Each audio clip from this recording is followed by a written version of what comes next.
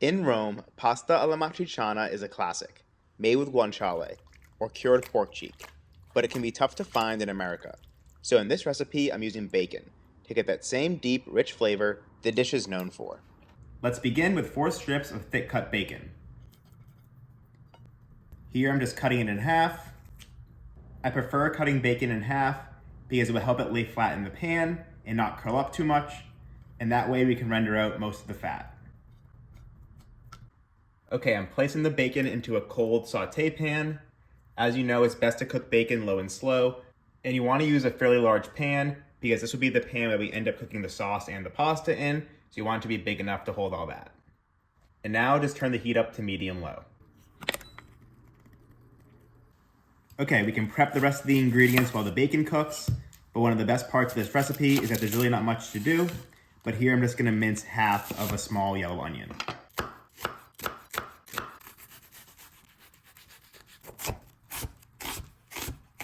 And literally the only other thing to do is grate the cheese.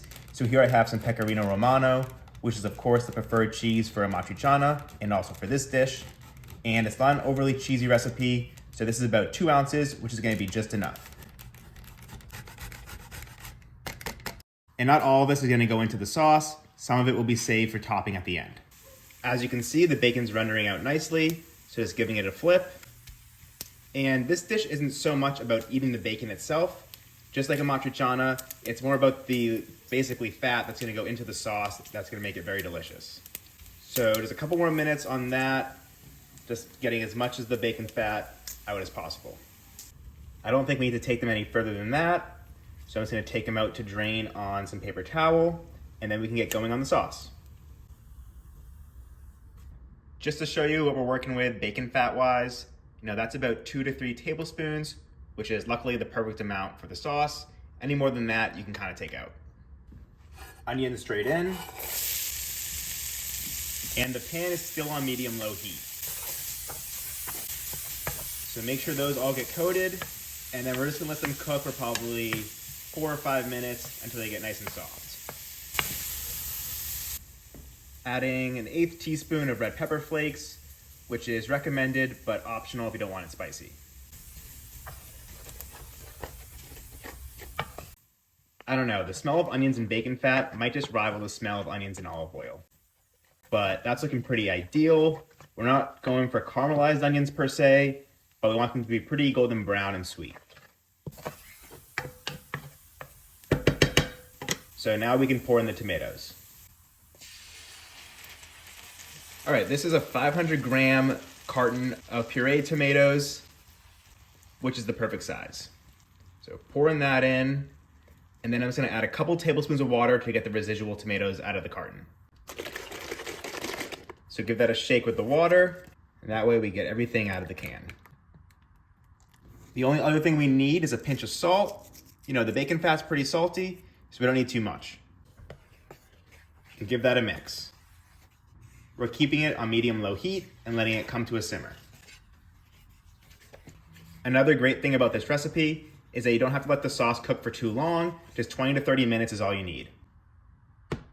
So this is the perfect time to put on your pot of water, because by the time the water boils and the pasta cooks, the sauce will be ready. Once the sauce starts to simmer like that, you can turn the heat all the way down to low and just let it reduce. This is not necessary, but I do have this basil stem in my fridge I've been meaning to get to, so I'm just gonna throw that in here.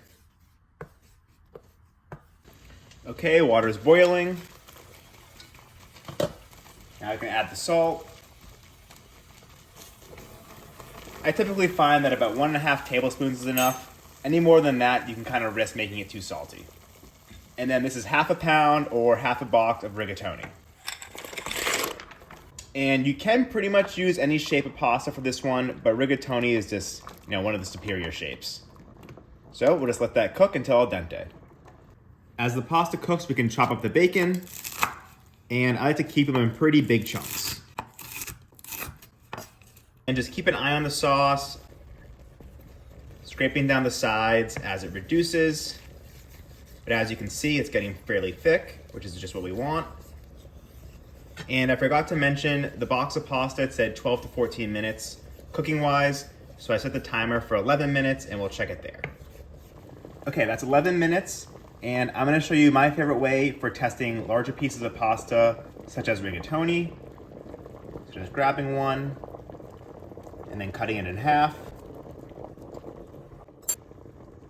So you can kind of see that white ring in the middle of the pasta, which basically means that it's al dente. So yeah, probably about 30 more seconds and we'll add it to the sauce. You can also just eat it and find out that way. Pasta's al dente, so straining it right from the pot into the sauce, carrying along some of that pasta water along with it. Start mixing it in carefully, keeping the pan on low heat. And now it's just gonna finish cooking in the sauce.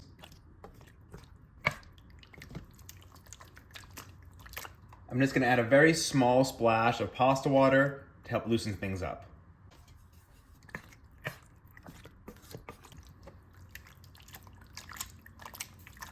Okay, now after about a minute of stirring the pasta in with the sauce, I'm gonna add the cheese.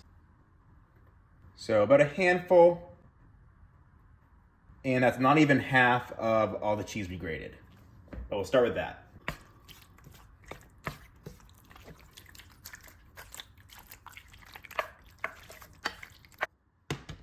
Now I'm gonna add more pasta water to again help loosen it up.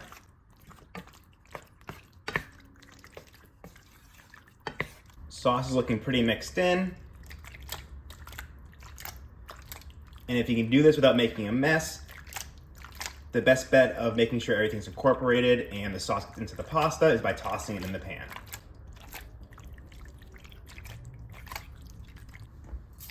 And that's about half of the cut up bacon, saving the rest for topping at the end.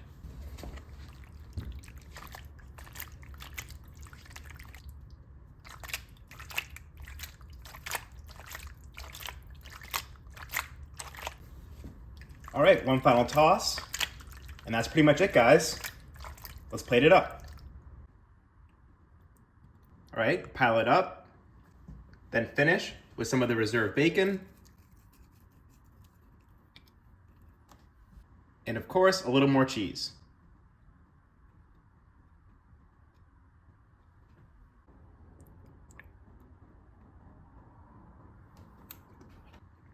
Sauce is nice and sweet from the onions, a little bit spicy, and of course very savory from the bacon, and the bacon on top gives it a nice crunch.